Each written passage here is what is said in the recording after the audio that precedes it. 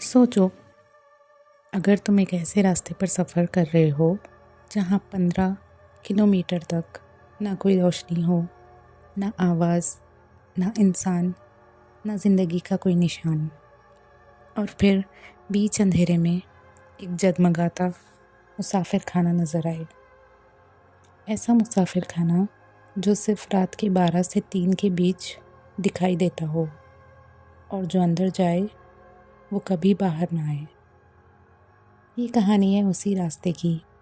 दक्षिण की तरफ एक लंबा सुनसान राजमार्ग है, पहाड़ों और घने जंगल के बीच से निकलता हुआ।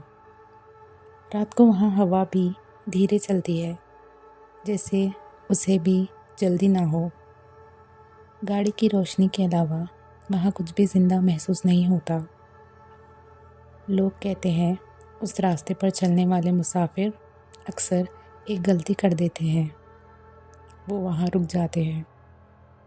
उस रात रवि अपनी पत्नी मीरा और बेटी नीना के साथ उसी रास्ते से गुजर रहा था। आधी रात से ज़्यादा बीत चुकी थी। गाड़ी की हेडलाइट सिर्फ आगे का थोड़ा सा हिस्सा दिखाई देता था, बाकी सब अंधेरा निगल जाता था। नीना पीछे वाली सीट पर चिपक कर बैठी थी। उसने धीरे से पूछा, पापा, यहाँ कोई रहता नहीं? रवि ने हल्का सा मुस्कुराकर कहा, बस थोड़ा आगे शहर आ जाएगा बेटा। पर उसके अपने हाथ स्टीयरिंग पर पसीने से भीग चुके थे। अचानक गाड़ी झटके से रुक गई। इंजन बंद हुआ। हवा बंद थी। कोई आवाज़ नहीं, सिर्फ सन्नाटा। रवि ने कई बार चाबी घुमाई, पर गाड़ी ने जवाब देना बंद कर दिया था। मीरा ने बाहर देखा और उसकी सांस अटक गई। दूर दूर तक अंधेरा था, और उसी अंधेरे में एक इमारत की रोशनी जल रही थी। ना कोई बोर्ड, ना कोई रास्ता, बस एक शानदार इमारत, जैसे अंधेरे ने खुद उसे जन्म दिया हो। नीना ने धीरे से कहा, वहाँ वहाँ कोई में देख रहा है। रवि ने आंखें तेज की। इमारत सच में छोटी लग रही थी, पर उसकी रोशनी बहुत ज़्यादा थी, जैसे अंदर पूरी दुनिया बसी हो। मीरा ने रवि का हाथ पकड़ा। मत जाओ, मुझे ठीक नहीं लग रहा। पर अंधेरा और बंद गाड़ी इंसान को मजबूर कर देता है। रवि ने कहा, बस मदद मांगकर आते हैं। जब तीनों उस इमारत के पास पहुंचे तो दरवाज़ा खुद खुल गया। अंदर अंदर कदम रखते ही नीना रुक गई। पापा, ये जगह बड़ी क्यों लग रही है? बाहर से तो कितनी छोटी लग रही है, अंदर से इतनी बड़ी, जैसे दीवार के पीछे दीवार हो, रास्ते के पीछे रास्ता हो। सीधा सामने एक महिला बैठी थी, रिसेप्शन पर। उसकी आंखें घड़ी पर टिकी हुई थी। घड़ी में वक्त था 12:40, और जब रवि ने कुछ बोलना चाहा, उस महिला ने बिना देखे चाबी उठाकर उसके हाथ में रख दी। आपका कमरा तैयार है, रवि ने कहा। पर हमने वो पूरा बोलना चाहता था, लेकिन महिला की गर्दन धीरे से उसकी तरफ मुड़ी। उसकी आंखें इंसान की नहीं थी, और उसने बस एक बात कही, यहाँ जो आता है वो रुकने के लिए ही आता है। चाबी पर लिखा था 104, और उसी पल पीछे का दरवाज़ा आवाज़ किए बिना बंद हो गया। और रवि को पहली बार महसूस हुआ, शायद वो मुसाफिर खाने में नहीं, किसी जाल में आ चुके हैं। रवि ने चाबी हाथ में ली। वो बिल्कुल ठंडी थी, बिल्कुल बर्फ़ जैसी ठंडी। उसे लगा शायद एसी की वजह से ठंडी हो गई होगी। मीरा ने धीरे से पूछा, ये जगह ठीक नहीं लग रही रवि। रिसेप्शन वाली औरत अब भी घड़ी को देख रही थी। उसकी गर्दन हिल नहीं रही थी, सिर्फ आंखें सीधा घड़ी पर 12:40। जब रवि ने पीछे मुड़कर देखा, दरवाज़ा जिसे वो अंदर आए थे, वहाँ दरवाज़ा पीछे से एक दीवार जैसा लग रहा था। सिर्फ दीवार। नीना ने तुरंत रवि के हाथ पकड़ लिया और बोला, पापा हम वापस कैसे जाएंगे? रवि ने खुद को संभाला, सुबह तक रुकते हैं फिर निकल जाएंगे। ऊपर गए। रूम 104 का दरवाज़ा बंद होते ही एक अजीब सा सुकून कमरे में फैल गया, लेकिन वो सुकून इंसानी नहीं था, जैसे किसी ने हवा को बंद कर दिया हो। कमरा बिल्कुल नया था। बेड पर सफ़ेद चादर बिना किसी सिलवट के बिछी हुई। टेबल पर गरम खाना रखा हुआ था, जिसे हल्की सी भाप उठ रही थी। बाथरूम में टॉवल परफेक्टली फोल्ड हुए थे, जैसे किसी ने अभी अभी सब अरेंज किया हो। मीरा ने धीरे से कहा, लगता है यहाँ कोई नहीं रहता है। रवि ने जवाब दिया, सुबह होते ही निकल जाएंगे। लेकिन सुबह वहाँ कभी आती ही नहीं थी। नीना ने कमरे की दीवार पर लगी घड़ी देखी, जिसमें 12:40 बता रहा था। उसने दूसरी दीवार पर घड़ी देखी, वहाँ भी 12:40 बता रहा था। बाथरूम की घड़ी में 12:40। नीना का गला सूख गया। वो धीरे से बोली, मम्मा यहाँ सब घड़ियों में एक ही टाइम क्यों है? मीरा ने थक कर आंखें बंद करते हुए कहा, सोने दे बेटा, जाने दे, सारी घड़ियाँ रुक गई होंगी। और फिर जैसे किसी ने उन्हें नींद में धकेल दिया हो, रवि और मीरा गहरी नींद में चले गए। इतनी गहरी कि नीना ने जब उन्हें हिलाया, उनके जिस्म ठंडे महसूस हुए, जिंदा, लेकिन जैसे जगने का इरादा ही ना हो। कमरे में हल्की सी सरसराहट की आवाज़ गूंज रही थी, जैसे कोई दरवाजे के बाहर धीरे धीरे चल रहा हो, जैसे कोई रुककर सुन रहा हो, जैसे कोई उनके बाहर आने का इंतज़ार कर रहा हो। नीना धीरे से बेड से उतरी। पैर ज़मीन पर रखते ही उसे ठंडक महसूस हुई, लेकिन एसी बंद था। वो विंडो के पास गई। पहले उसे सिर्फ अंधेरा दिखा, फिर धीरे धीरे अंधेरे ने अपना रुख बदल लिया। विंडो के बाहर ज़मीन नहीं थी, एक कब्रिस्तान था, और खबरों के बीच एक आदमी खड़ा था। उसके कपड़े मिट्टी और खून से सने हुए, चेहरा आधा अंधेरे में छुपा हुआ, लेकिन आंखें बहुत लाल, इतनी लाल कि नीना डर गई। वो आंखें सीधा नीना को देख रही थी।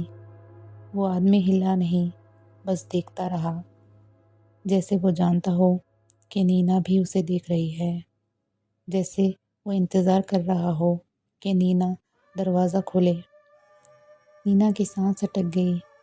वो डर के मारे पीछे हटी, फिर अचानक चीख उठी, मम्मी! रवि और मीरा नीना की आवाज़ सुनकर झटके से उठ बैठे। क्या हुआ बेटा? नीना का हाथ कांप रहे थे। विंडो, वहाँ कोई था, वो मुझे देख रहा था। रवि तुरंत विंडो के पास गया। बाहर सिर्फ अंधेरा था, ना कब्रिस्तान, ना कोई आदमी, कुछ भी नहीं। मीरा ने नीना को गले लगाया। तुमने सपना देखा होगा बेटा। लेकिन नीना जानती थी वो सपना नहीं था, क्योंकि उसने फिर घड़ी देखी। उसमें अभी भी 12:40 थे, हमेशा की तरह। और तब कमरे के बाहर कॉरिडोर में किसी के चलने की आवाज़ आई। एक कदम, फिर रुकना, फिर एक कदम, जैसे कोई हर रूम के सामने रुककर सुन रहा हो। और अब वो रूम 104 के बाहर था। दरवाजे के नीचे से अंधेरे कमरे के अंदर घुसने लगा, और तब पहली बार दरवाजे के बाहर से एक धीमी सी आवाज़ आई, चेकआउट का वक्त हो गया है। लेकिन घड़ी अब भी 12:40 ही दिखा रही थी। रवि ने दरवाजे के बाहर से आई आवाज़ सुनकर ज़ोर से कहा, अभी तो हमने चेक इन किया है, चेकआउट सुबह करेंगे। कुछ पल तक खामोशी रही, फिर दरवाजे के नीचे का अंधेरा धीरे धीरे पीछे हट गया, जैसे कोई साया वहाँ से चला गया हो। लेकिन उस खामोशी में भी एक बात साफ थी, होटल ने उनकी बात सुन ली थी। नीना रात भर सोती नहीं रही। सुबह जब रवि और मीरा की आंख खुली, नीना थकान से सो चुकी थी। उसका चेहरा पीला पड़ चुका था, जैसे नींद नहीं, बेहोशी में हो। रवि ने अपनी रिस्ट वॉच देखी, उसमें 9 बजे थे। उसने चैन की सांस ली, फिर दीवार की घड़ी की तरफ देखा, उसमें अभी भी 12:40 ही बजे थे। रवि जमसा गया और हर घड़ी की तरफ नज़र उठाकर देखा। टेबल वाली, दूसरी दीवार वाली, वहाँ पर सिर्फ 12:40 ही हो रहे थे। टाइम आगे बढ़ने से इनकार कर चुका था। रवि खिड़की के पास गया, उसने पर्दा हटाया। बाहर सुबह नहीं थी, बाहर वही घना अंधेरा था, जैसे रात ने ज़मीन को निगल लिया हो। ना आसमान, ना रास्ता, सिर्फ एक गहरा बेजान अंधेरा। रवि की आवाज़ हल्की पड़ गई, मीरा, ये जगह ठीक नहीं लग रही। मीरा ने नीना का हाथ पकड़ा और कहा, चलो चेकआउट करते हैं। तीनों नीचे रिसेप्शन पर आए। लॉबी खाली थी, ना रिसेप्शनिस्ट थी, ना कोई आवाज़, ना कोई इंसान की ज़ात। दीवार की बड़ी घड़ी पर अभी भी 12:40 थे। रवि ने बेल दबाई, एक बार, 2 बार, फिर बार बार। बेल की आवाज़ लॉबी में गूंज रही थी, लेकिन इस गूंज का कोई जवाब नहीं आया, जैसे आवाज़ वापस आने से पहले ही कहीं सोख ली जाती हो। रवि ने ज़ोर से पुकारा, कोई है? उसकी आवाज़ भी दूर तक नहीं गई, जैसे हवा ने उसे निगल लिया हो। गुस्से में रवि ने काउंटर पर हाथ मारा। ये मजाक है क्या? उसने मीरा और नीना का हाथ पकड़ा और सीधा मेन डोर की तरफ बढ़ा। दरवाज़ा बंद था। उसने हैंडल घुमाई, कोई हरकत नहीं हुई। उसने ज़ोर लगाया, दरवाज़ा हिला तक नहीं, जैसे लकड़ी का नहीं, लोहे का बना हो, जैसे किसी ने उसे बाहर से सील कर दिया हो। रवि ने अपनी पूरी ताकत से धक्का दिया। होटल ने एक भी आवाज़ वापस नहीं की। सिर्फ एक चीज़ बदली, लॉबी की लाइट्स हल्की सी डिम हो गई और पीछे कॉरिडोर से धीमी सी सरसर की आवाज़ आने लगी, जैसे कोई चल रहा हो, जैसे कोई पास आ रहा हो। मीरा ने धीरे से रवि का हाथ पकड़ा। रवि, घड़ी देखो। रवि ने पलटकर दीवार की घड़ी देखी, उसमें 12:40 पर 1। ये पहली बार था जब वक्त बदला, लेकिन सिर्फ 1 मिनट के लिए, और फिर 1 सेकंड और घड़ी दोबारा रुक गई। उसी पल रिसेप्शन काउंटर के पीछे एक परछाई उभरने लगी, जैसे हवा से बन रही हो, जैसे कोई वहाँ हमेशा से खड़ा था, बस दिख नहीं रहा था। वही रिसेप्शनिस्ट, लाल आंखें, और इस बार उसकी गर्दन धीरे धीरे एक अजीब एंगल पर झुकी हुई थी, जैसे हड्डियाँ ठीक जगह पर ना हो। उसने सीधा रवि को देखा। आवाज़ बिल्कुल सूखी थी, यहाँ से निकलने का रास्ता सिर्फ एक है। रवि ने गुस्से और डर के बीच पूछा, कौन सा रास्ता? रिसेप्शनिस्ट ने आंखें और गहरी लाल हो गई, जब कोई और तुम्हारी जगह चेक इन करे। उसी वक्त लॉबी के दूसरे कोने से एक बच्चे की हंसी सुनाई दी। नीना ने पलटकर देखा। वहाँ एक छोटा सा लड़का खड़ा था, पुराने कपड़ों में, आंखें बिल्कुल काली। उसने सीधा नीना को देखा और धीरे से हाथ हिला दिया, जैसे वो यहाँ से कभी गया ही ना हो, जैसे वो पहले से यहाँ रह रहा हो। तीनों इतना घबरा चुके थे कि बिना कुछ सोचे अपने कमरे 104 में वापस आ गए। दरवाज़ा बंद करते ही रवि रुक गया। रूम बिल्कुल साफ था, बेड ठीक से लगा हुआ, टेबल पर गरम नाश्ता, जैसे अभी अभी किसी ने सब सजाया हो। बाथरूम का फ्लोर सूखा, टॉवल नया, हवा में एक ठंडी सी खुशबू। मीरा की आवाज़ काँप गई, हम तो अभी नीचे गए थे, ये सब किसने किया? किसी ने जवाब नहीं दिया। रूम की दीवार पर लगी घड़ी अभी 12:40 पर अटकी थी। अचानक दरवाजे पर हल्की सी दस्तक हुई। रवि जम गया। मीरा ने नीना को ज़ोर से अपने पास खींच लिया। रवि ने धीरे से पूछा, कौन है? कोई आवाज़ नहीं आई। फिर से दरवाजे पर दस्तक हुई, इस बार ज़्यादा धीमी और ज़्यादा करीब। रवि ने फिर पूछा, कौन है? वही खामोशी। उसने गहरी सांस ली, हैंडल घुमाया और दरवाज़ा खोला। बाहर एक औरत खड़ी थी। उसका चेहरा पीला पड़ा, आंखें नींद से नहीं डर से लाल थी। उसके साथ नीना की उम्र की एक बच्ची माँ के हाथ पकड़े हुए थी। औरत ने फुसफुसाकर कहा, प्लीज़, क्या मैं अंदर आ सकती हूँ?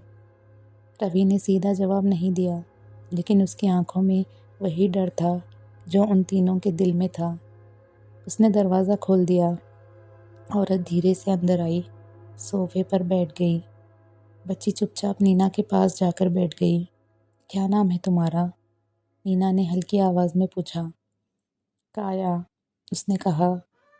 उसने मुस्कुराने की कोशिश की, लेकिन उसकी आंखों में आंसू थे।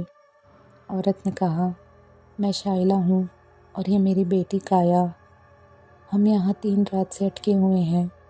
रूम की हवा और ठंडी हो गई। शाइला बोलती रही, आवाज़ टूट टूट कर निकल रही थी। मेरी गाड़ी ख़राब हुई। मुझे ये होटल दिखा। मैंने सोचा रात भर रुक जाऊंगी। सुबह जब आँख खुली, बाहर अंधेरा था, लेकिन मेरी घड़ी में 9 बज चुके थे।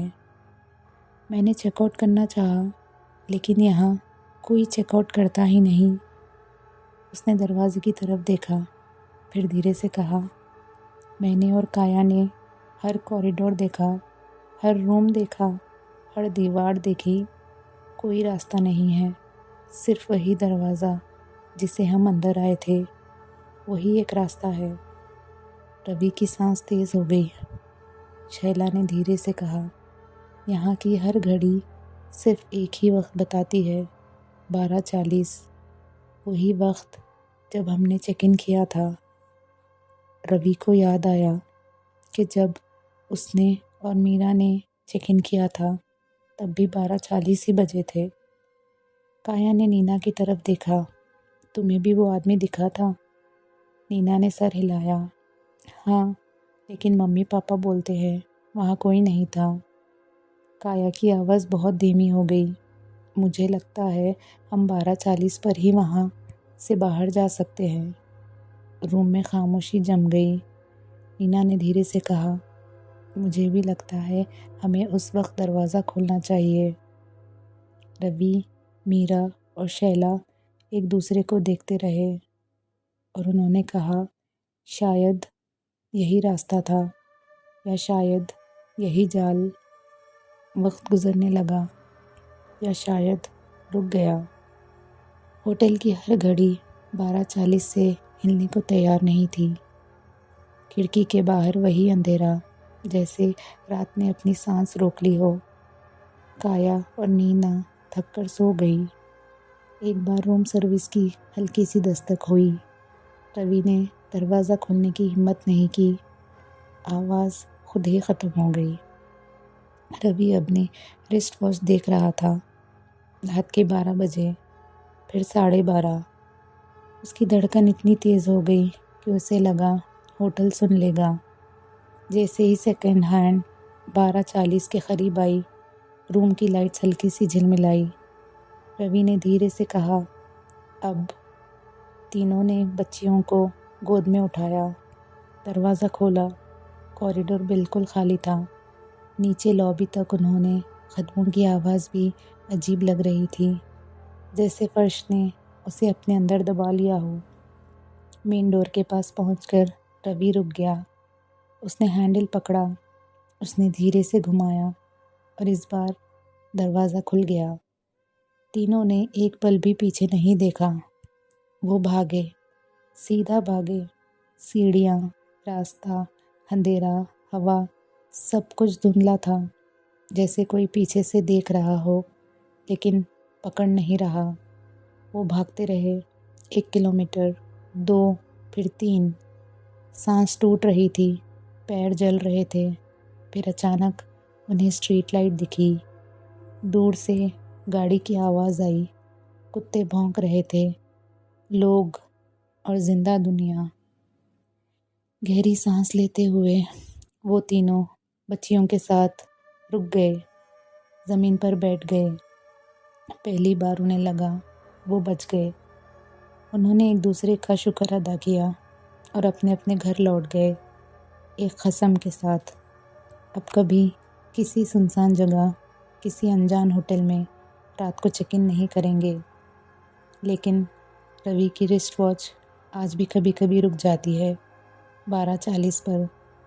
और नीना ने एक बात कभी किसी को नहीं बताई। जब वो दरवाजे से बाहर भाग रही थी, उसने एक पल के लिए पीछे देखा था। रिसेप्शन काउंटर के पास वही रिसेप्शनिस्ट खड़ी थी। उसके पास एक खाली रजिस्टर खुला था। रूम 104 के नीचे एक नया नाम लिखने की जगह छोड़ी हुई थी, जैसे होटल अब भी इंतज़ार कर रहा हो। साल बीत गए। रवि ने कभी उस रात का जिक्र किसी और से नहीं किया। मीरा हर सफ़र से पहले खुदा से दुआएं करती और नीना, वो कभी अंधेरी खिड़कियों के पास नहीं जाती। लेकिन कहानी यहीं ख़त्म नहीं होती। कर्नाटका हाईवे पर आज भी एक लंबा सुनसान टुकड़ा है, जहाँ रात के बाद कभी कभी दूर एक छोटी सी रोशनी चमकती है। कुछ मुसाफिर कहते हैं उन्हें वहाँ एक छोटा सा होटल दिखा, बिल्कुल शांत, बिल्कुल तैयार, जैसे किसी का इंतज़ार कर रहे हो। और जो सबसे अजीब बात लोग बताते हैं, जब भी कोई उस जगह के पास से गुज़रता है, उनकी घड़ी एक पल के लिए रुक जाती है 12:40 पर। शायद कुछ दरवाजे बंद हो जाते हैं और कुछ दरवाजे कभी बंद नहीं होते।